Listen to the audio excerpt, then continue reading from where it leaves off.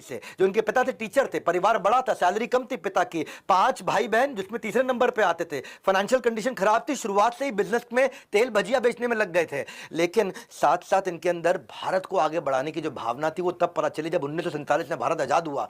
जूनागढ़ अभी भारत से नहीं जुड़ा था।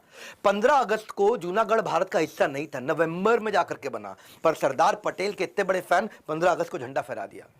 जूनागढ़ स्टूडेंट यूनियन का सेक्रेटरी होने के कारण नवाब ने उनको जेल में भी डाला था कुछ दिन के लिए। पास बुलाया, बेटा धीरू मेरी बात सुनो। धीरू, अब मेरी ना तबीयत ठीक नहीं रहती है, मैं जानता हूं तुम आगे तो पढ़ना चाहते हो, तुम्हारी पढ़ाई में बहुत मन भी लगता है, तुम व्यापार भी यहां करने में तुम्हारी बहुत इच्छा रहती है, लेकिन अब परिवार को तुम्हारी जरूरत है। यमन नाम का एक स्थान है जहां पे हमारी करेंसी के मुकाबले तुम बहुत ज्यादा पैसा कमा सकते हो।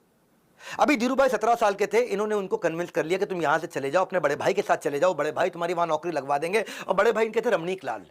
रमणीक लाल ने उन समय इनको 300 रुपए महीने की वहां जाकर के यमन के अंदर नौकरी भी लगवा दी। कोकिला बेन से शादी करने के लिए जब ये इंडिया आए तो तब इन्होंने इंडिया में 1955 के अंदर ये किस्सा सुना कि जो भारत की जो इंडियन करेंसी है उसमें जो सिल्वर लाइन है, पतली सी लाइन होती है ना जिससे पता चलता है कि नोट असली है कि नकली है, देखते हो सिल्वर लाइन, वो सिल्वर लाइन किसी ने ऐसे बोल दिया कि करेंसी नोट से भी ज्यादा महंगा होता है।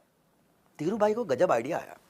यमन में वो रियाल कॉइन्स चलते थे और वो चांदी के होते थे। इन्होंने क्या किया, ज्योग्राफिकल आर्बिट्राज किया उस कमोडिटी चांदी के सिक्कों को। तो उन्होंने क्या किया, सिक्के का वजन तोला और दुनिया भर में रिसर्च करनी शुरू कर दी, मार्केट में चांदी का सबसे अच्छा भाव कहां मिल रहा है। उस समय इंग्लैंड के अंदर चांदी का भाव अच्छा मिलता था, रिसर्च में वैसे ही बहुत तेज थे ये। धीरू भाई ने कैलकुलेट किया, सिल्वर का रेट जो था वो कॉइन के टोटल वैल्यू से ज्यादा था। मतलब समझो अगर 1 रियाल का कॉइन है तो समझ लो 1.5 रियाल का चांदी का वजन था। तो उन्होंने क्या किया, चांदी के सारे सिक्के इकट्ठे करने शुरू कर दिए, उनको पिघला दिया और उनको पिघला करके मेल्ट करके सिल्वर ब्लॉक्स में बना करके इंग्लैंड में बेचना शुरू कर दिया। 3 महीने तक ये लगातार करते रहे। धीरू भाई के लिए वो सिक्के सिर्फ सिक्के नहीं थे, वो स्ट्रैटेजी थी जिसे जमा करके उन्होंने अपनी चांदी कर ली। वो चांदी के सिक्कों से बड़ी चांदी बनाई उन्होंने और 3 महीने में इतने नोट छाप लिए, इतने नोट छाप लिए कि जब तक यमन की सरकार को पता लगे तब तक ये इंडिया चुपचाप